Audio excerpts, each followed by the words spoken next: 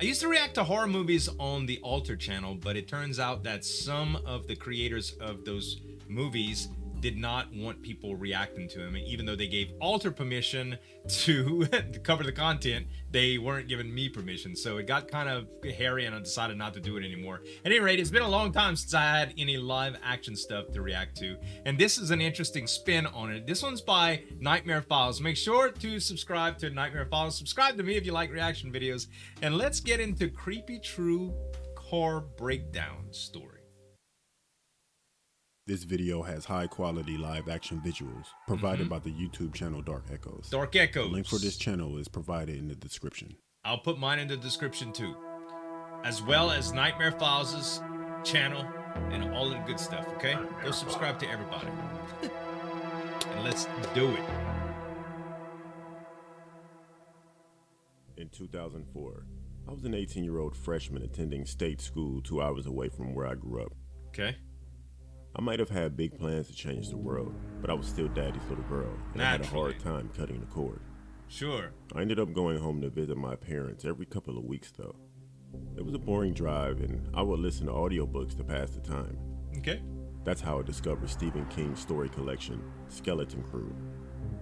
In one of the stories, Never heard of it. Mrs. Todd's Shortcut, a woman finds a wormhole while exploring the back roads. Something about that one connected with my sense of adventure. It inspired me to take a different route home every time I drove back. It was easy enough at first. I don't do it soon. I had to scour the map to find new paths from point A to point B. I hate getting Since lost. I'm submitting my experience to this true horror channel, it goes without saying that one day, it all went spectacularly wrong. Of course. Of course it started did. with car trouble. I was on a beautiful dirt road, enjoying the scenery, when my vehicle started vibrating so hard that it was impossible to control. Had a flat. I thought it was Blowout. a flat tire, something I was capable of fixing, but it wasn't. Oh. All 4 tires were fine, which meant I was stuck in the middle of nowhere in need of a taxi and a tow. Maybe I was on an something in the agricultural suspension. road, south of the interstate. I guessed I was 20 miles from the next town and maybe 2 or 3 miles from a road that would take me to the freeway. Alright. I've been on the side of the road for almost an hour, and not a single car passed by. I started packing my stuff up. It was time to start walking. The weather looks kind of I bad figured too. there was a house somewhere on this road where I could ask to use the phone. Man, But you as I gotta got have out a of cell my phone, car, bro. I could hear an approaching vehicle in the distance. Alright. I thanked my lucky stars and I waved it down. Yeah. The driver You pulled think over you're in lucky. front of my car. A relatively attractive guy in his 20s stepped out. Alright. He had me pop the hood and looked at my engine. Uh-huh. He stared at it for a long time and then offered to drive me to a payphone. Sure. Despite being good This is looking, back in the there day. was something off about him. Yeah, he I seemed kind sensed of... it right away, and I might have declined his offer if I didn't see a photo of a kid hanging from his rearview mirror. Alright. The idea of him being Just a because dad he has a overrode kid? my gut instinct, and I accepted. No. As we drove, he was mostly quiet. Parents are evil We too, made man. some small talk, but it felt forced, and it seemed like he Sure. refrained from looking at me in my eyes. Every time he glanced in my direction, it felt like his focus was on my body and not my face. Oh, I suddenly That's not regretted going in a crop top instead of wearing something more conservative. right. When I saw the turnoff to the interstate, I felt a sense of relief. I looked out on the road and waited for him to slow down, but he didn't. Uh-oh. When I protested, he told me that the road was under construction and we'd have to take the next one. Alright. There weren't any detour signs, and I pointed that out to him. He shrugged it off, saying he must have got them mixed up, and we'd take the next one. I argued that we could still turn around, Right. but he said it wouldn't make any difference because the tow truck would be coming from the town anyway. Uh-oh. At this point, I started to become scared. Right. I had a gnawing fear that he had no intention of ever taking me to a payphone. Good Lord, So I man. bluffed Can you and I told him imagine? that I needed to go to the bathroom ASAP. He started to slow down, and again, I felt this sense of relief. Yeah. But then he stopped on the side of a road and told me to go ahead and use the bushes and that he would wait. Yeah. My bluff had worked, but not in the way that I hoped. Right. I stepped out of the car and I started to walk.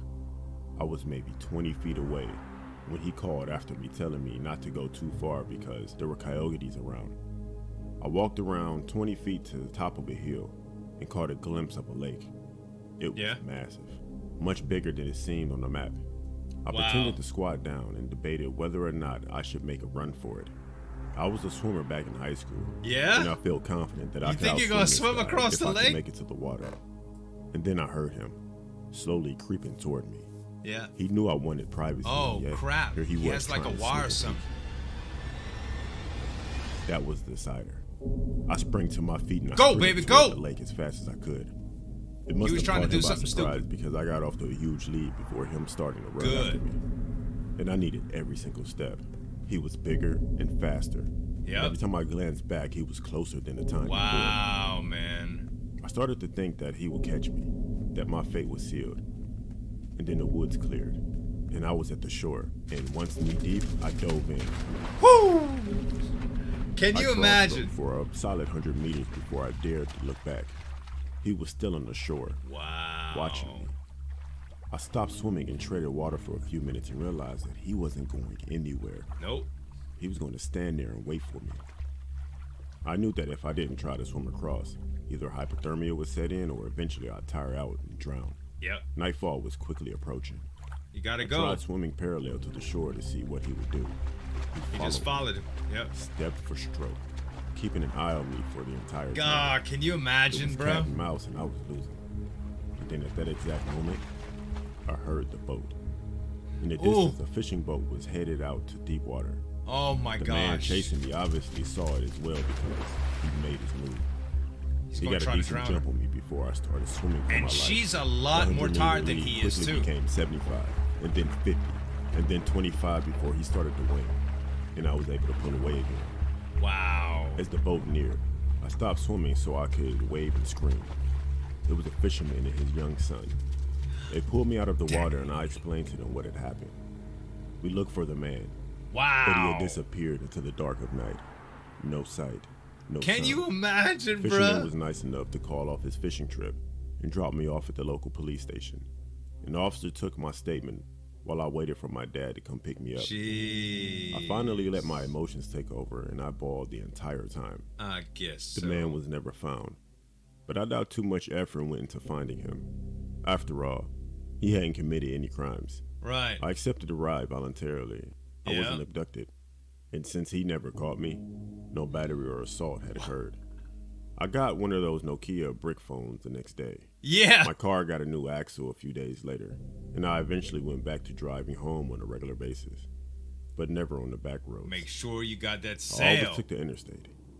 I decided to leave that adventuring stuff to Mrs. Todd.